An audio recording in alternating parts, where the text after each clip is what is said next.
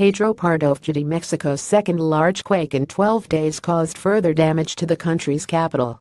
One of magnitude 7.1 earthquake struck central Mexico on 19 September. Seismologists immediately wondered whether the tremor had any connection to the much larger jolt that hit off the country's west coast 12 days earlier.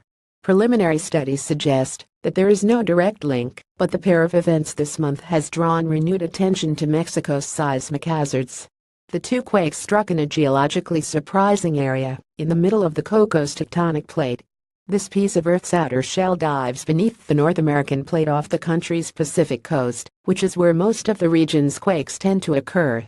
But farther to the east, beneath Mexico itself, the Cocos plate flattens out for hundreds of kilometers under the North American plate before taking a second, steeper dive into Earth's depths.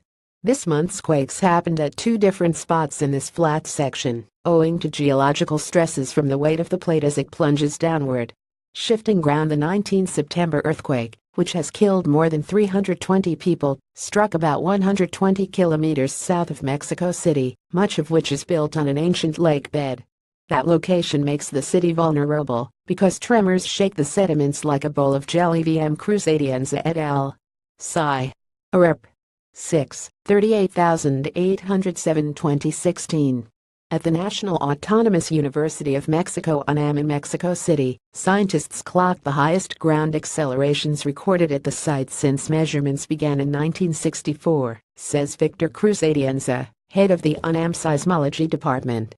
The acceleration was nearly double that seen on 19 September 1985, when a magnitude 8.0 quake along the coast of Michoacán sent seismic energy rippling into the capital, killing more than 5,000 people. Because the epicenter of the 19 September 2017 quake was so much closer to Mexico City than the one in 1985, which struck 350 kilometers away from the city, the shaking was much stronger.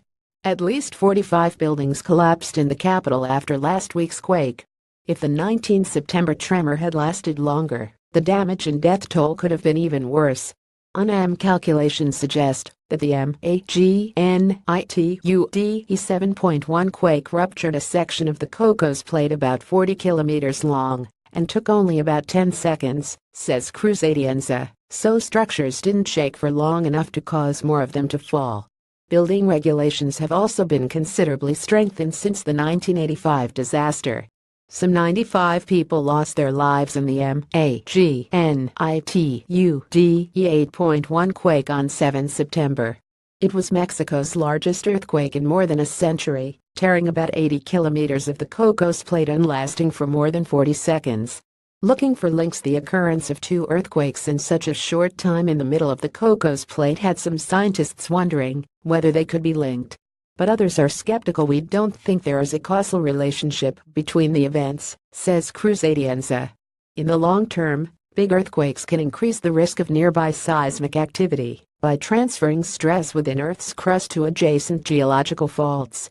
But that sort of static stresses transfer would normally not happen at a distance as great as the 650 kilometers between the first and second quakes, says Gavin Hayes, a seismologist at the U.S. Geological Survey in Golden, Colorado. Initial calculations by seismologists Rothstein at Tembler, a California technology firm in Redwood City that runs an earthquake education app, and Shinji Toda of Tohoku University in Sendai, Japan, suggest that the static stress increase after the first quake was negligible.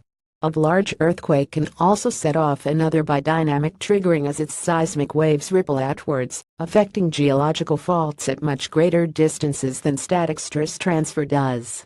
But dynamic triggering usually happens within hours or days of the initial quake, making the 12-day gap between the 7 September event and the 19 September tremor hard to explain, says Eric Fielding, a geophysicist at NASA's Jet Propulsion Laboratory in Pasadena, California.